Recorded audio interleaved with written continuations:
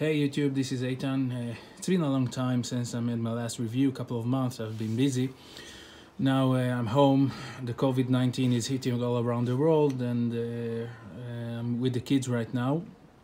Usually at work, but today I had some time, so I thought I'll make a review this time on what they call the Karnaff model, which is a fixed blade made by a company named Lottar Combat, which is Lottar is counterterrorism in Hebrew, the synonyms. Lottar is CT like, and combating terrorism is Lochama Bateror. This company is run by an Israeli veteran, and he made his knife, I think, in the US and Italy, but we'll talk about that later. So this is the Karnaff model, and it comes with this nice box. Okay, very nice. This logo, sorry, you open with a magnet, and inside you have the sheath, and not the sheath, yeah, the sheath is outside, but he also adds this tack lock clip. So where I put this, let's talk about the specs on this Lottar Combat Karnaff model Gen 2. So the steel is CPM 3V, which is a very tough steel with a lot of carbides, good wear resistance, good stain resistance, and very tough, so nice choice. We see over here we have a combined grind, and I'll refer to that later. Here we have a sort of a hollow grind, over here flatty, over here we have also a grind, and here it's I forgot how to say it. This is serrated, this is plain edge, yeah, now I remember. This is some sort of a sharpened back, and this is also some sort of a sharpened swedge. We have jimping, G10 scales. We have over here this very deep groove, good grip. The blade thickness is almost 6 millimeters, which is very thick, which is 1.15 inches. The blade length is 10.9 centimeters, which is a bit more than 4 inches. The overall length is 24 centimeters, a bit less, which is around 9.6 inches. The weight, it have a weight, it's almost 400 grams, 380 to be precise, which is around 13 ounces. And the handle, as I said, is G10, and we have also nice steel screws inside. So let's go to the advantage and disadvantage of this nice knife. Now this is a fighting knife, and I refer it as a general purpose knife, and later I will refer it as a fighting knife, okay?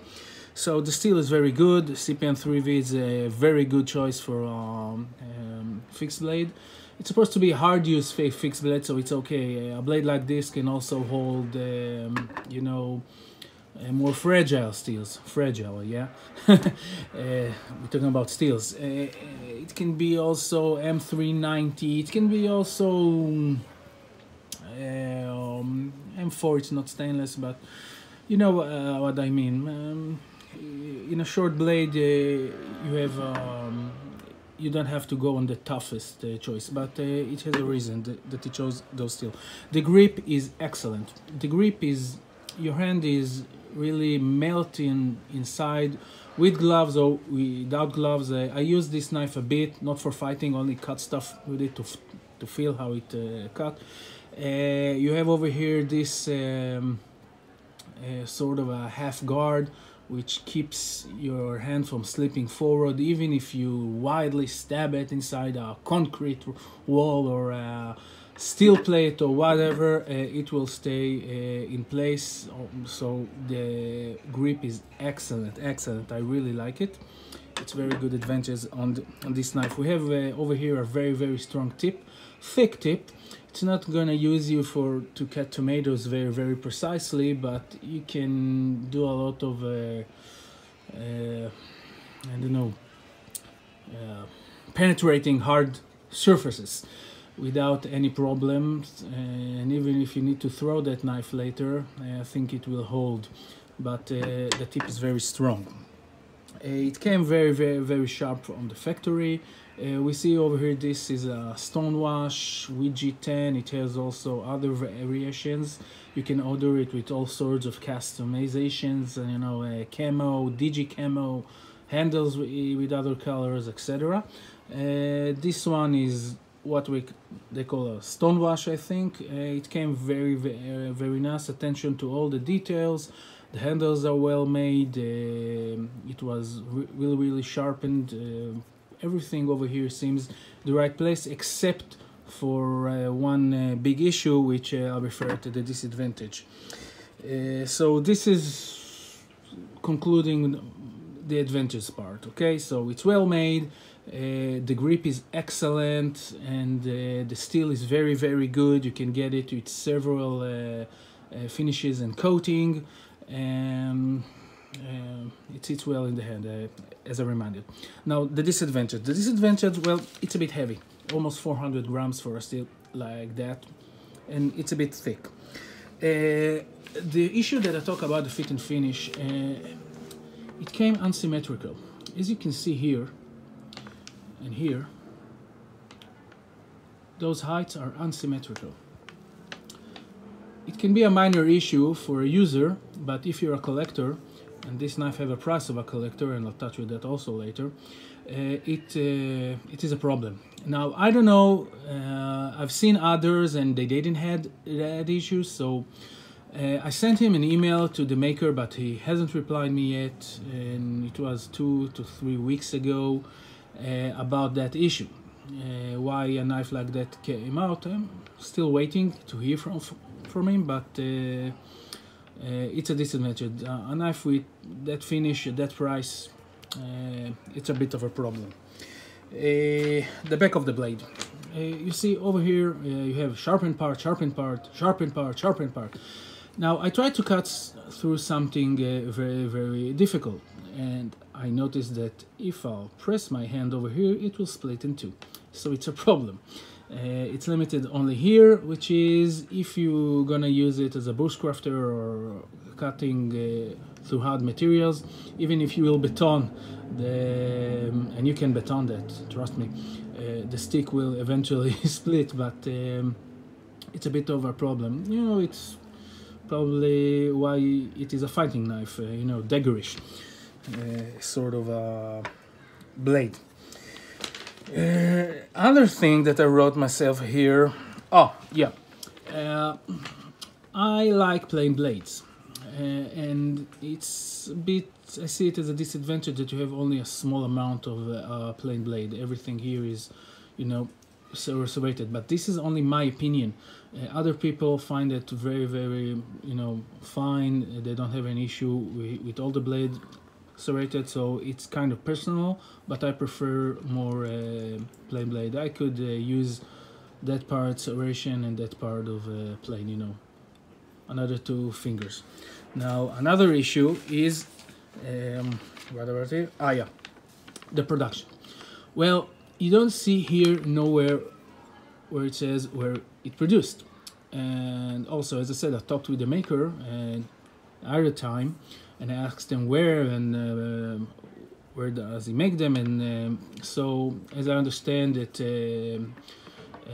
assembled or sharpened in the US and heat treat in other places. Now I think that it will be better for all just to write where it was made, and it will rise also of speculation. You know, some people say it's made in other countries. I don't know, but it seems to me fine, and this knife hold the edge well. I didn't do a Rockwell test. It will be interesting, but I think it's legit, right? No problem here. But if you don't have where you made it, and it's a production knife, not a custom made, some people will ask, okay, and they will try to understand where you make it. So it's something that you should address to, or this company should address to. And final thing is that this mentioned is the price. This one runs about $300-400 US. Now it's okay, you know, you have your CPM 3V steel, etc., but you have a lot of competition there, and at lower prices. If you're looking for something, you know, I need something to cut with or to fight with, so you can cut with that. Okay, it will kill. You can cut with that. I prefer I prefer that. It's my kitchen knife, and it will cut and kill and give you more reach. You know, as a tool, it will do the job. So 350, you expect to get more. Now I've seen other works, and it seemed okay as a collector piece, and the design is very nice. But I think that maybe for it to be more popular or to reach more people, it should be as a tool. You need to lower the price, but it's not up to me, it's the maker's decision. Bottom line, as a general purpose knife, I don't think it will be a good knife, because it's too much battle oriented. Okay, it is hard to do bushcraft or camping or outdoors with it. It can be a nice it will cut, as I said, okay, but you have other tools to cut. If you need to cut rope, you can do it also with PPM2 or Swiss Army knife. You're looking to get that extra advantage. So as a general use, it's very nice, and if you like it and you want to use it, go for it. But I would recommend other knife as a general use. As a fighting knife, I'm not knife fighting expert, but it seems to me as a fishing tool. I collect combat knives, I read about combat history, I know what people use, and what I learned from history, that the military usually used what it had the ability to buy cheap, and designed as something that can be later, let's say from World War II, as a utility slash fighting. There were a few dedicated fighters, which are daggerish, and this one is sort of a utility that try to be a dagger. You have this part is sharp, this part is sharp, so as a fighting knife, if you add this grip, I guess it can be something very, very efficient or something good. I don't know, I'm not an expert, but if you like those styles of knife, if you are I don't know, a knife fighting expert, if you collect Israeli fighting knives or Israeli made or design, this is a very, very nice tool to have. It's well made, you know, it's except that, you know, this proportion over here, but I think it's only came in that one, I don't know. It's well made, so if you're looking for a fighting knife, from my limited knowledge, I recommend you to try this one, also because I'm an Israeli and I'm biased and I want to support an Israeli knife industry, and I think this knife is very nice. I bought this one, I paid the full price, so I didn't get it, nothing. This is mine, and I'm gonna keep it with its advantage or disadvantage. Now I forgot to make a size comparison, so let's make a quick size comparison. Okay, this is near the US Navy Mark II from World War II. You see the size. This is near Leatherman Charge.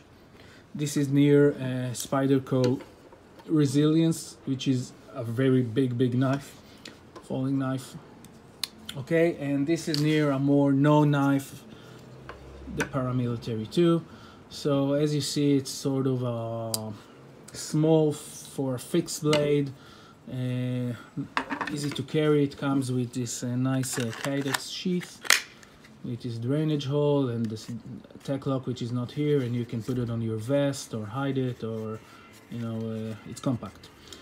So it was refreshing to do another review after a long time. I hope it helped someone, and have a great day. Stay safe. Don't buy tissue, you don't need it.